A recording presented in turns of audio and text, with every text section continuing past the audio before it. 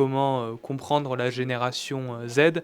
Donc je suis Pablo et je suis au Conseil régional des jeunes, j'ai 19 ans. Et moi, c'est Marie-Pierre, j'ai 20 ans et je suis aussi au Conseil régional des jeunes. Vraiment, le message que je souhaitais faire passer, c'est que notre génération, elle est diverse, elle est sensible aux questions d'égalité, que ce soit dans la ruralité ou dans les villes. Nous avons voulu que, à côté du chercheur, des acteurs qui sont sur le terrain, les jeunes soient présents en permanence. J'ai trouvé ça super sur le principe d'avoir fait appel à des jeunes pour justement parler des jeunes, d'avoir fait appel à nous en tant que génération Z pour justement nous comprendre.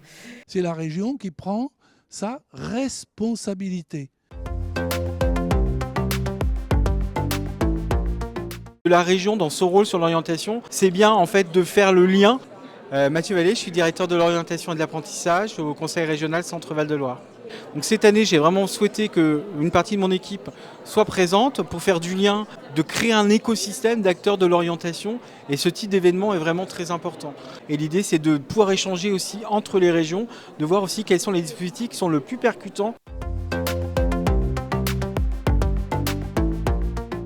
On est tous porteurs de stéréotypes. Lionel Dany, professeur de psychologie sociale à l'université. Je suis enseignant-chercheur, c'est mon métier. Donc je fais de l'enseignement, donc je suis en contact direct avec des étudiants de façon continue. Et puis à côté de ça, je suis aussi chercheur et donc je m'intéresse au rôle des croyances populaires, des stéréotypes. Alors si j'ai un seul message à faire passer, ça serait que on est tous porteurs de stéréotypes. Et quelque part, j'ai envie de dire, c'est pas grave. L'enjeu, c'est pas de savoir si on en a. Nous avons mis ensemble tous les acteurs. Pour de la coopération, il faut de la rencontre. Donc, je m'appelle Sébastien Lévy-Prudent, j'interviens pour Olesio, qui est une structure qui propose des solutions, qui accompagne les activités d'orientation, mais qui fait également des études sur le champ des politiques publiques d'orientation. Alors, j'interviens sur les sujets de coopération, ça me paraît essentiel, dans la mesure où aujourd'hui, au regard des contraintes sur les finances publiques, on peut avoir des réflexes de repli sur soi, et il faut répondre à plusieurs, il faut regarder les complémentarités, il faut regarder comment travailler ensemble, et c'est là-dessus que j'essaierai d'intervenir.